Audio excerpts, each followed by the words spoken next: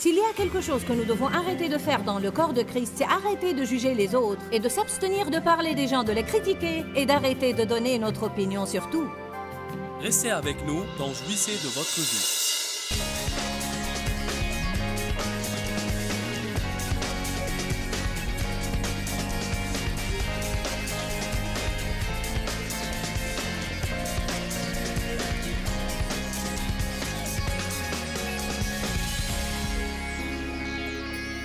J'ai l'onction d'étudier et parfois j'étudie vers 6 ou 7 heures par jour. Et si je disais à quelqu'un, combien de temps tu étudies? J'essaye de lire au moins 3 chapitres de la Bible par jour. Comment? Tu n'as pas appris les psaumes et les proverbes par cœur? Combien d'entre vous comprennent ce que je dis? Paul nous a dit dans Romains 12 que les choses que nous pouvons faire et qui sont faciles pour nous sont des dons de grâce que nous avons reçus dans notre vie et que nous ne pouvons pas comparer les autres à nous et les pousser à se sentir coupables parce qu'ils ne font pas ce que nous faisons. Tout le monde doit prier et doit étudier. Je crois personnellement que le Seigneur ne veut pas des clones et des perroquets. Et je crois que Dieu guide chacun d'entre nous d'une façon différente. Certains étudient le matin et d'autres le soir, et autres durant la pause déjeuner. Je veux dire qu'il faut que vous ayez une communion avec lui. Vous devez prier et vous devez donner à la parole de Dieu une grande importance dans votre vie. Mais je ne crois pas qu'il faut imposer des règles sur comment le faire. Si vous êtes une jeune maman avec 4 enfants qui se réveillent tous à 6 heures du matin, je ne sais pas si Dieu exige que vous vous leviez à 4 heures. Peut-être que vous avez une différente grâce pour cette saison de votre vie.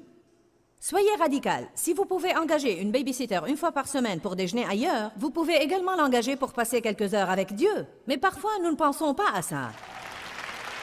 Je n'arrive pas à passer du temps avec Dieu. Payez une babysitter.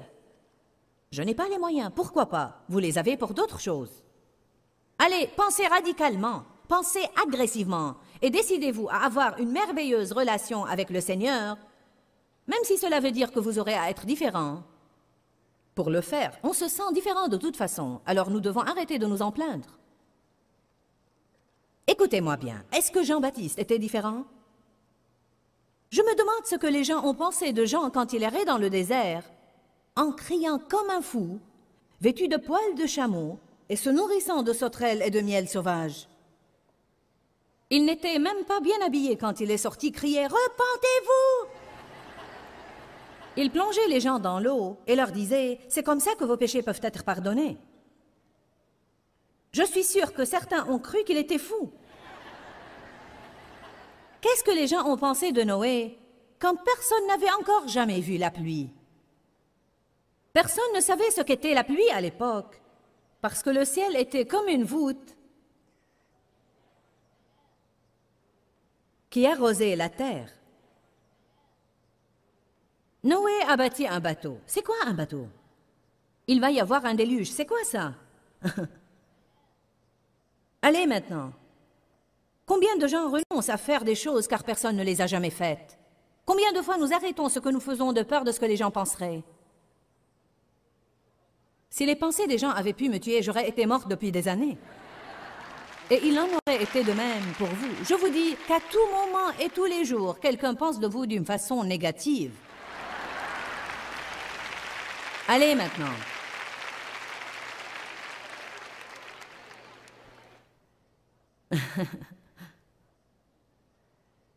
Que dire d'Osée? Dieu lui a dit d'épouser une prostituée pour que cela serve d'exemple aux nations, qu'ils étaient adultères spirituellement et d'avoir des enfants d'elle et que chacun d'entre eux allait être un exemple. Et quand elle est allée commettre l'adultère, le Seigneur a dit à Osée, « Va, reviens à elle pour montrer que j'accepterai mon peuple, quoi qu'il aurait fait, s'il change d'attitude et me sert. » Je suis contente de ne pas avoir à être un tel exemple. Je me demande ce que les gens ont pensé d'Osée. Que dire de Jérémie? Il tempêtait tout le temps. Et il pleurait tout le temps et mettait les gens en garde de leurs péchés. Je suis sûre que les gens en ont eu marre de l'écouter. Qui ici a compris ce que j'ai dit? Vous savez quoi? Pierre était un peu bizarre. Il a dit, « Oh Jésus, je veux marcher sur l'eau comme toi. » Et les autres disciples pensaient, oh! Et quand Jésus a dit, « Suivez-moi », et ils ont tous laissé des métiers lucratifs derrière eux, je me demande ce que leurs femmes ont pensé. Je me demande si elles les ont grondés quand ils sont rentrés chez eux. « Tu as fait quoi? Tu vas t'absenter pour combien de temps? Et avec qui? »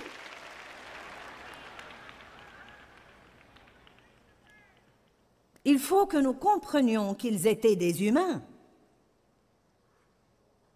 Je me demande ce que les gens ont pensé d'Esther quand elle a dit ce qu'elle allait faire.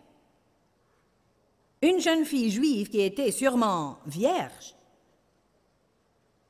Je vais entrer dans le harem du roi et voir si je pourrai sauver la nation. Si vous allez faire quoi que ce soit pour Dieu, il faut que vous soyez prêts à être jugés, critiqués et vraiment mal compris.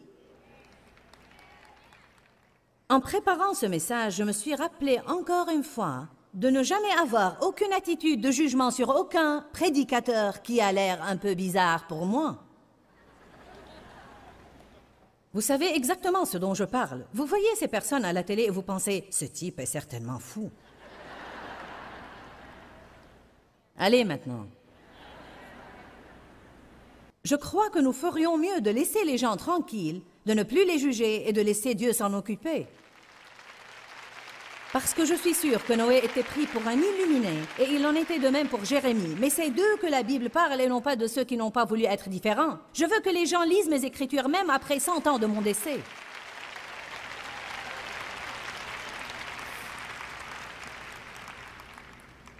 Noé a osé être différent. Il a osé faire plaisir à Dieu et non pas aux hommes. Il a osé sacrifier sa réputation.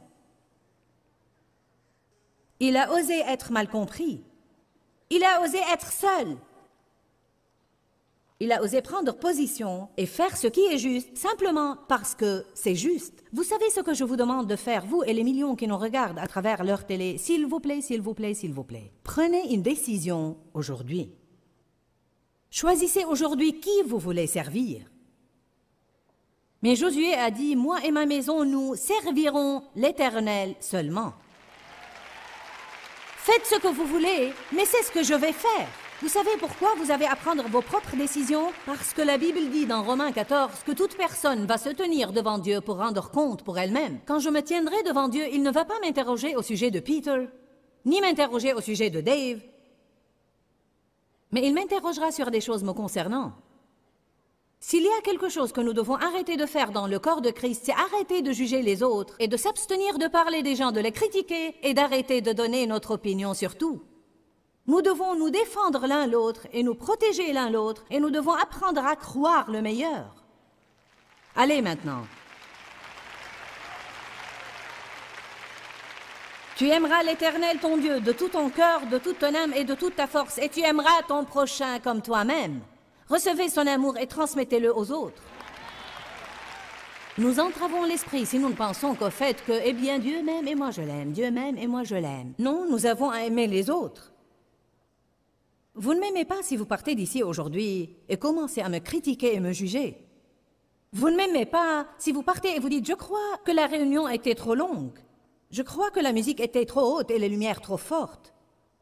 Je ne crois pas que Joyce est censée porter un pantalon en prêchant. » Ou quoi que vous vouliez penser. Allez maintenant.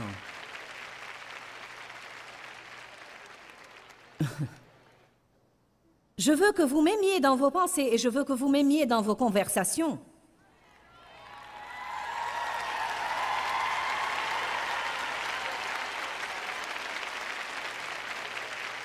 Non seulement ça, rappelez-vous que Marc 4 dit que quand une graine est semée dans nos cœurs, Satan vient immédiatement et essaye de l'enlever. Vous savez de quoi il se sert? De l'offense.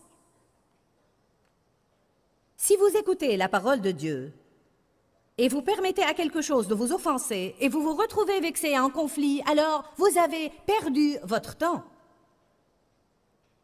parce que vous n'avez rien reçu. Est-ce que j'ai lu le psaume 101? Béni soit Dieu. L'esprit de prédication est sur moi aujourd'hui.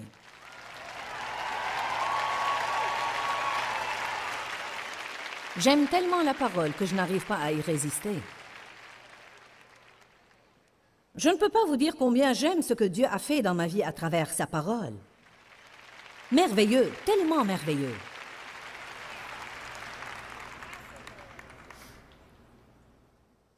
Psaume 101, verset 2. Je prendrai garde à la voie droite et je suivrai le chemin des gens intègres. En d'autres termes, je vais apprendre à faire ce qui est juste. Quand viendras-tu vers moi, Dieu? Je veux marcher avec un cœur intègre dans ma maison. Vous savez pourquoi j'aime ça tellement? Parce qu'il dit, je ne marche pas dans l'intégrité pour impressionner les gens ou pour être apprécié, mais à huis clos dans le secret. Là où il n'y a personne, là où personne ne me voit, je vais faire ce qui est juste. Un hypocrite est celui qui dit toujours aux gens quoi faire alors qu'il ne le fait pas lui-même. Un hypocrite est quelqu'un qui fait ce qui est juste seulement devant les gens, mais quand personne ne le voit, c'est une personne différente.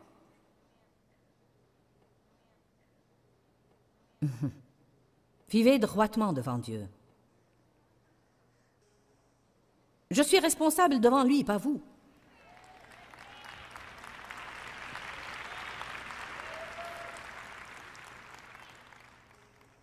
Colossiens 3.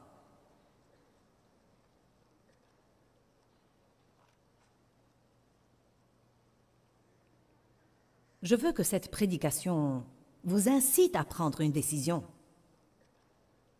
Je veux que toutes les personnes qui nous regardent dans le monde entier, en Chine, en Russie, au Brésil, en Afrique, en Inde, ici en Amérique centrale, au Canada, en Angleterre, en Australie et en Nouvelle-Zélande, je veux que ceux qui nous regardent dans le monde entier, je veux que vous preniez une décision aujourd'hui de vivre votre vie devant le Seigneur pour glorifier Dieu et non pas vivre votre vie pour impressionner les gens.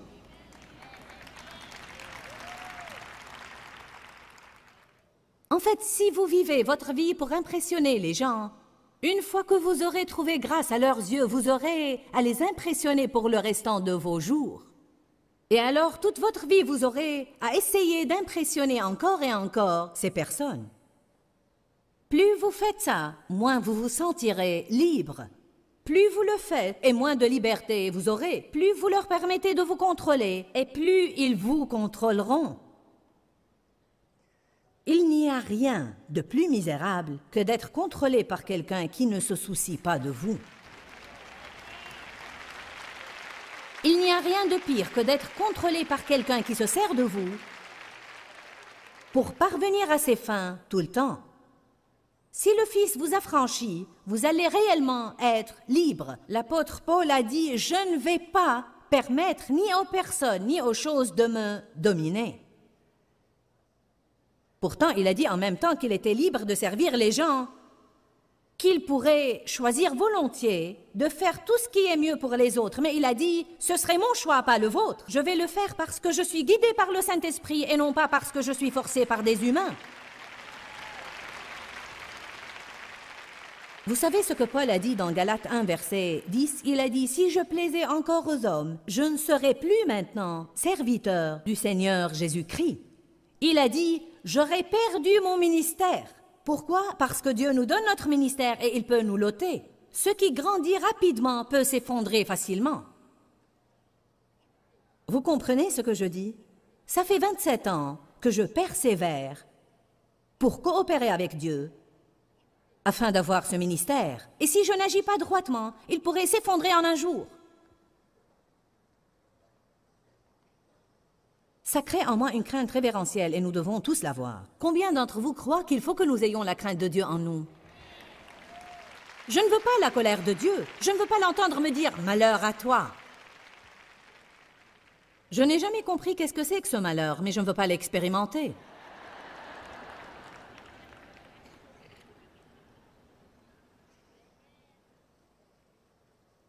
Colossiens 3, 22.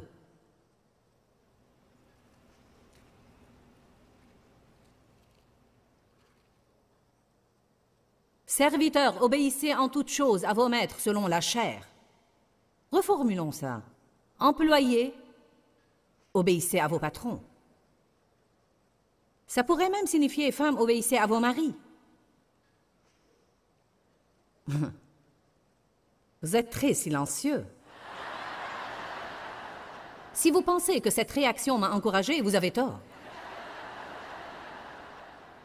Vous savez ce qui m'a aidé à être soumise à mon mari? En fait, ça ne m'intéressait pas du tout de faire ce que les autres me demandaient de faire. Je ne savais même pas écrire le mot s'adapter, à plus forte raison l'appliquer. J'ai été victime de sévices sexuels de la part d'une autorité masculine dans ma vie et je m'étais faite beaucoup de promesses et de vœux me disant qu'aucun homme ne me dira jamais plus quoi faire. J'avais un problème sérieux. Et maintenant, je suis une femme soumise, avec une bonne attitude. Mais vous savez ce qu'était le tournant pour moi? Quand... Dis-le vite! Vous savez ce qu'était le tournant pour moi? Quand j'ai vu que la Bible disait que la femme doit obéir à son mari et être soumise à son autorité comme au Seigneur. Je me rappelle que j'ai dit au Seigneur un jour, « Comment tu t'attends à ce que je fasse tout ce que mon mari me demande de faire tout le temps? Comment tu t'attends à ce que je lui obéisse alors que je ne suis pas d'accord avec lui? » Et le Seigneur a répondu, « Je ne te demande pas de le faire pour lui, je te demande de le faire pour moi. Je te demande de le faire pour le royaume. Je te demande de le faire parce que c'est juste. Peu importe ce que tu en penses, Joyce, peu importe si tu es d'accord avec moi. C'est ma parole qui compte. » J'ai finalement compris que je n'allais pas avoir l'onction sur ma vie. Je n'allais pas avoir cette onction qui change la vie des personnes partout dans le monde si dans le secret à huis clos, vous ne m'entendez pas? Si dans le secret à huis clos, je me disputais avec mon mari et je disais du mal de lui et je faisais quand il ne me voit pas. Ne me dites pas que vous n'avez jamais fait ça.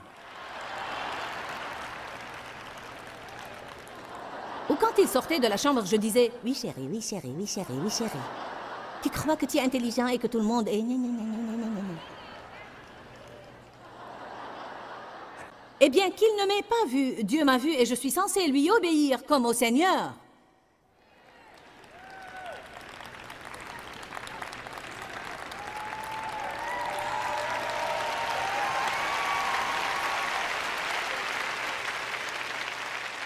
Je ne vous dis pas de permettre à vos maris de vous maltraiter, ou bien de ne pas vous donner la liberté, de ne pas vous donner de l'argent et de ne pas vous laisser sortir ou faire quoi que ce soit. Dieu ne nous a pas appelés à être comme ça. Je parle de votre attitude. Je parle de l'ordre et que les gens diffèrent. Et quand deux personnes ne se mettent pas d'accord, il faut que quelqu'un prenne une décision finale. Et croyez-moi, ça ne va pas toujours être vous ou moi. Je dois apprendre à accepter ça. Alléluia.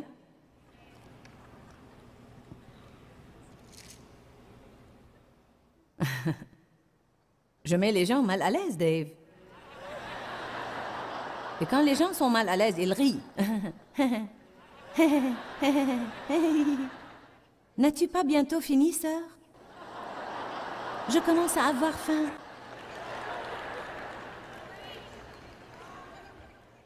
Je vous dis ceci pour votre bien. Pourquoi ce que vous faites chez vous dans le secret à huis clos m'importerait-il personnellement? Ça m'importe seulement parce que je veux vous aider et je sais ce que Dieu veut faire dans votre vie et je sais que si vous n'apprenez pas à être soumis à l'autorité ordonnée par Dieu dans votre vie avec une bonne attitude, vous donnerez accès à Satan dans votre vie et il vous privera de tout ce que Dieu veut que vous ayez. Nous ne pouvons pas avoir un esprit de rébellion et être bénis. Je crois vraiment que le Seigneur était en train de parler à beaucoup de personnes d'entre vous aujourd'hui. Mais afin que vous fassiez ce que Dieu vous dit de faire, il faut que vous trouviez le courage de faire un pas de foi et d'être un peu différent de ce que vous connaissez ou peut-être de faire des choses que personne n'est en train de faire. En fait, j'ai ouvert ma Bible sur Matthieu 14 pour voir le passage dans lequel Pierre a vu Jésus marcher sur l'eau et lui a dit « Je veux faire ça ». En fait, il est sorti de la barque et il a marché sur l'eau. Mais il a été le seul à marcher sur l'eau parce qu'il a été le seul à sortir de la barque. Il a regardé autour de lui, mais quand il a eu peur, il a commencé à couler. Donc la peur nous fait couler et la foi nous fait réussir. Je voudrais vraiment vous encourager aujourd'hui. Écoutez-moi bien, parce que je crois qu'il y a des personnes qui essayent de prendre une décision dans leur vie. Et je voudrais vraiment vous encourager. Ne suivez pas le courant. N'imitez pas les autres en descendant le courant comme toutes les personnes compromettantes dans le monde. Si vous êtes les seuls à nager à contre-courant, en essayant de décider de vivre pour faire plaisir à Dieu, alors soyez les seuls. Et je vous dis, vous ne le regretterez pas, car un jour viendra où vous obtiendrez la récompense que Dieu vous a préparée. Nous voulons vous aider dans votre cheminement avec Dieu. Nous voulons vous aider à vivre la vie que Jésus vous a donnée par sa mort. La Bible dit, le voleur ne vient que pour dérober, égorger et détruire. Mais Jésus a dit, je suis venu afin que vous ayez la vie et que vous en jouissiez pleinement. Jouissez de votre vie. Je vais insister sur ça. Jouissez de votre vie tous les jours. La façon d'aboutir à ça consiste à ne pas permettre à l'amertume et le ressentiment d'envahir vos cœurs. Je crois que ça vole notre joie si souvent. Il y a plus de personnes au monde qui sont en colère contre quelqu'un que ceux qui ne le sont pas. Je vous encourage à ne pas faire un tel compromis, parce que je crois que quand nous savons ce que la parole dit, et le Seigneur nous a dit clairement dans sa parole de ne pas renoncer à pardonner aux autres personnes quand nous savons ce qu'il dit, et nous ne l'appliquons pas, alors nous faisons un compromis, et nous avons en fait un problème double. Non seulement nous n'avons pas pardonné, mais nous avons fait des compromis aussi. Je veux vous encourager encore une fois. Ayez le courage d'être différent. Dieu est en train de confronter quelques-uns. Peut-être qu'il y a quelque chose de particulier que Dieu veut que vous ayez la foi de faire, alors que vous regardez autour de vous et vous dites « Je serai le seul qui fait ça », même si c'est le cas. Suivez votre cœur et faites ce que vous croyez que Dieu veut que vous fassiez, et je sais que Dieu a une récompense pour vous. Je prie maintenant dans le nom de Jésus que vous ayez le courage et que l'assurance du Saint-Esprit vienne sur vous en ce moment, afin que vous soyez obéissants à Dieu et que vous fassiez tout ce qu'il vous a appelé à faire. Je réprime tout esprit de peur dans le nom de Jésus. Je te remercie, Seigneur, de nous avoir donné le courage. Amen et Amen. Quand, Seigneur, quand? Dans ce livret, Joyce Meyer vous apprend à faire confiance au temps de Dieu. Pour obtenir ce livret gratuitement, écrivez-nous à Joyce Meyer, boîte postale 40095-6300, Larnaca, Chypre. Ou bien visitez notre site web www.joycemeyer.org/fr.